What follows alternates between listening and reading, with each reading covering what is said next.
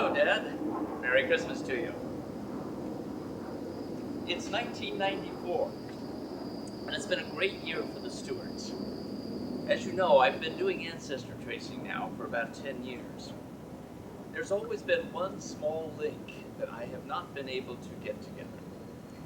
Fortunately, on this last trip to Scotland, I was able to locate a local historian who knew precisely what the problem was.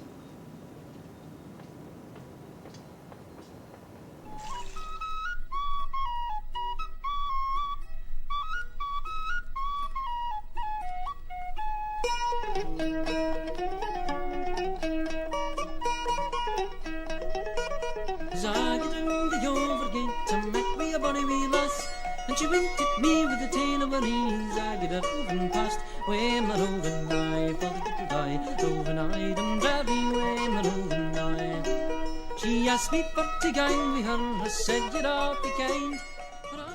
It was the 29th of May, 1802.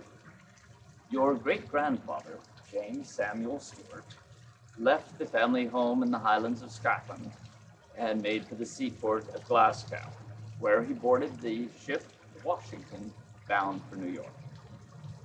He was 23 years old. We don't know whether he was already married at that time or whether he married after he came to the States. However, we do know that at some point he married Elizabeth Black Carr from Canada. Together they had 8 children, one of whom would have been Robert Stewart, your grandfather, who married Dora Tesley. 2 years after settling in Oneida, New York, James Samuel Stewart's father, Cornelius Stewart, joined his son in the States. Cornelius Stewart had 10 children, and since they all would have been young adults at that time, we don't know how many may have stayed behind, how many would have come to the States. Perhaps that will be my next project. Let's return now to Scotland, because that's what this is really all about. The part of the story that I had not been able to link together prior to this last visit to Scotland was this. I knew that the Stewarts were from Easter Invervoch, Ballinasstewart in County Blair. I was able to locate Invervoch and Ballinasstewart, but never Easter Invervoch. Luckily, I met this historian locally who knew what the problem was. At one time, the whole area had been called Invervoch, but at one point, the area was separated. Part of it still remained named Invervoch, but the part to the east became known as Easter Invervoch.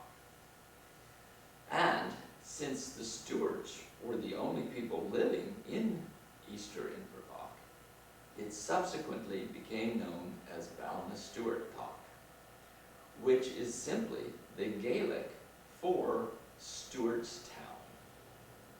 So, in fact, there is a town in Scotland named after our family. I shouldn't be terribly boastful about it, however. It's not exactly a cathedral city with teeming masses. In fact, it is one farm with a mill attached. Nevertheless, it made my job much easier because there was certainly no question about which was the Stewart house. There only was one. It was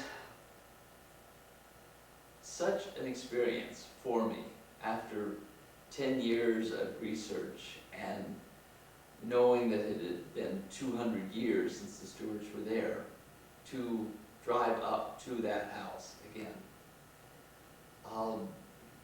I suppose part of the excitement was the fact that I knew the Stewarts had left there and traveled in steerage across the Atlantic.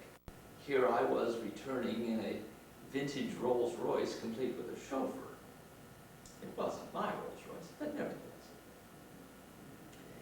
The road going up to the house was quite long, and you had to pass through 4 gates in order to get up there. Think about this for a moment. You drive up to a gate, get out of the car, go up to the gate, make certain there's no animals there that could get through. You open the gate, get back in the car, drive through, again get out of the car, go back, close the gate, make sure it's latched properly, get back in the car and drive to the next gate. 4 times. You do this every time you enter or leave this house. We get upset if the button doesn't work on the garage door opener. Anyway, after you pass through the 4th gate, the first thing you see up off to your right is the mill. And it's no longer a working mill, but the old wheel is still there intact, and it's quite beautiful. I trust you enjoyed your trip up to Stewartstown and seeing the mill. In a few minutes, we'll go back to Scotland and we'll see the rest of the farm and farmhouse. You'll also get to see the current tenants of the farm, Mr. and Mrs. Colin Gray. Absolutely delightful couple. Very cordial to me. On Sunday morning was the only time that I could come to see the house, and Mrs. Gray needed to go to the church to play the organ that morning. But nevertheless, they invited me in, they prepared a nice breakfast for me, and Mr. Gray talked to me about what history he knew of the farm, and it was really a delightful morning. After seeing the farm, the last picture you will see taken from the farm is a view across to the neighbor's property directly across the road. It's good to get to know one's neighbors, especially when the neighbors are the owners of Blair Castle. Blair is probably the 2nd finest castle in all of Scotland. As we leave the property, directly opposite the entrance to the Stewart property is the entrance to Blair Castle. So we'll see that and the delightful little carriage house at the entrance. Then I'll give you a tour of Blair Castle, and finally we'll be off to St. Bride's Kirk, which is adjacent to the castle, and it is the church where your family would have attended back in the 1700s. It's a derelict church now, but it is thoroughly delightful. Hope you enjoy. So here we have Mrs. Colin Gray, wife of the current owner, and her husband Colin, who is chatting up our friend and driver, Kent McCorkle. Some pictures now of the exterior of the house, which dates to at least the 1700s. Note how the farm buildings are attached to the main house. Due to the severity of the weather in this part of the world, that was frequently the case. And now some views of the area. Here is a pic from the farm to the closest neighbor, Blair Castle. Not a bad neighborhood. So now we leave the farm and head for a tour of the castle. As we leave the farm, directly in front of us is the gatehouse to Blair Castle. Blair was begun in 1269 and encompasses 70,000 acres. The current Duke retains 1,000 acres and a small apartment within the castle. The last public hanging on the estate was John Stewart in 1630. Not sure if he was related or not. As with most castles, there would be a church connected with the castle, which would have served both the Duke's family and the general population. The graves surrounding the kirk would have been for the commoners, and the Duke and his family would have been buried here.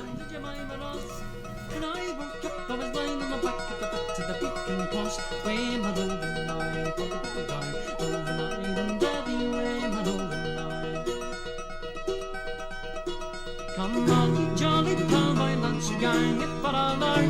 Now keep your money in your inside punch, but don't give a damn. So I hope you have enjoyed your tour of the Stuart Ancestral Home and our good neighbor, Blair Castle. My only regret is that this was meant to have been a Christmas gift to my dad. Unfortunately, he passed away before he was able to see the final outcome. So it is to him and to my mom that this is dedicated. Thank you, and have a great day.